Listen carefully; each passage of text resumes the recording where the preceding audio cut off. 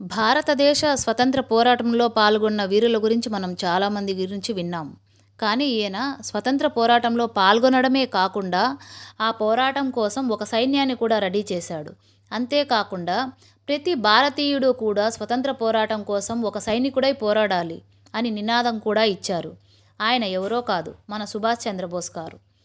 1897 జనవరి 23వ తేదీన ఒడిశా రాష్ట్రంలో కటక్ పట్టణంలో ఆయన జన్మించాడు. ఆయన కోల్కతాలోని ప్రెసిడెన్సీ కాలేజీ, తరువాత కేంబ్రిడ్జ్ యూనివర్సిటీలో చదువుకున్నారు. భారతీయ సివిల్ సర్వీసెస్లో పాస్ అయ్యారు. దేశసేవ కోసం ఆ ఉద్యోగాన్ని కూడా వద్దనుకున్నారు. ఆయన గాంధీజీ, జవహర్లాల్ నెహ్రూ వంటి అనేక నేతలతో కలిసి స్వాతంత్ర్య పోరాటంలో పాల్గొన్నారు. ఆయన్ని నేతాజీ అని కూడా పిలుస్తారు. కాంగ్రెస్ పార్టీలో భిన్నాభిప్రాయాలు వచ్చిన తరువాత 1939లో ఆల్ ఇండియా ఫార్వర్డ్ బ్లాక్ అనే పార్టీని స్థాపించారు. భారతదేశానికి స్వాతంత్రం సంపాదించడమే లక్ష్యంగా 1942లో ఆజాద్ హింద్ ఫౌజ్, ఇండియన్ నేషనల్ ఆర్మీని స్థాపించారు.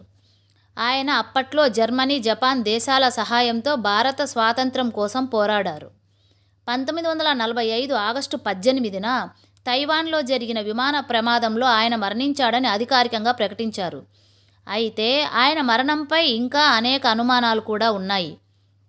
ఆయన చనిపోయాడంటే ఇప్పటికీ కూడా ఎవరు నమ్మరు. సుభాష్ చంద్రబోస్ గారిని దేశభక్తులలో శ్రేష్ఠుడు అని గుర్తిస్తారు. ఆయన త్యాగం భారత స్వతంత్రానికి ప్రేరణగా నిలిచింది. జోహార్ జోహార్ సుభాష్ చంద్రబోస్. జై హింద్.